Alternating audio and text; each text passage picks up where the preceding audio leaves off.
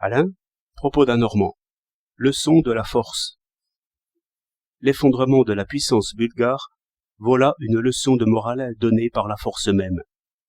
Et l'on aperçoit qu'il y a deux éléments dans la force.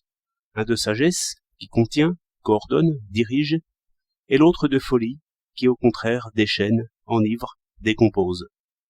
On dit bien que la discipline fait la force des armées. Mais la discipline, c'est la raison et le droit.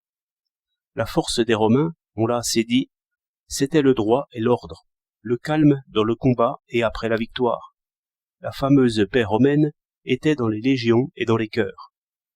Les légendes nous font voir qu'il ne permettait même pas à un brillant officier d'être vainqueur contre l'ordre du général. Un Manlius ou un Brutus, je ne sais, couronna d'abord son fils parce qu'il avait écrasé l'ennemi, et puis le fit tuer sur le front des troupes parce qu'il avait attaqué contre l'ordre. Si c'est une légende, elle exprime toujours avec force que nul n'avait le droit de délirer pour sa patrie. Sans doute il était apparu à ces profonds praticiens de la conquête que le métier de fort est autant gâté par la fureur aveugle que par la lâcheté.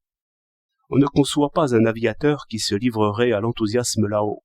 L'enthousiasme convient à ceux qui sont par terre. Lui doit être observateur, calculateur, prudent toujours. Sinon, il est tué tout de suite. Aucune espèce de fou n'ira bien loin dans aucune entreprise. Je pense à l'aviateur, parce que la guerre moderne se fait par industrie et machine. Toute fureur barbare devant finalement être écrasée. La vertu romaine y est d'autant plus nécessaire que la bataille y est plus longue, plus meurtrière, plus assourdissante. Et, trop souvent sans doute, on y prend pour courage ce qui n'est qu'une folie véritable, au-dessous même du désespoir. Ce que les barbares obtiennent de leurs fanatiques, par incantation et breuvage, peut-être risque-t-on de l'obtenir dans ce bruit, dans cette fumée, par ces émotions qui abolissent la pensée et le sentiment.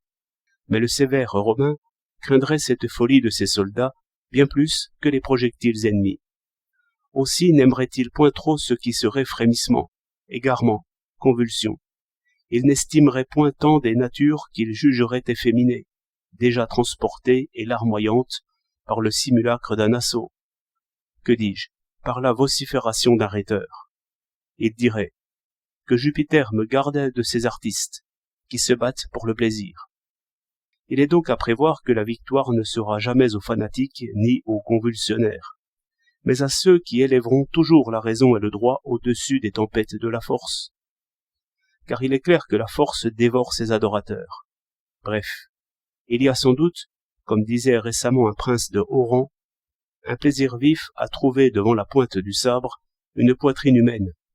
Mais il faut dire que ce genre d'ivresse dissout la force, et que le vainqueur mystique périra par sa victoire. Bref, il n'y a de puissant au monde que la force sobre et retenue, et mesurée, sans aucune ivresse. Ainsi la paix vaincra la guerre. 19 juillet 1913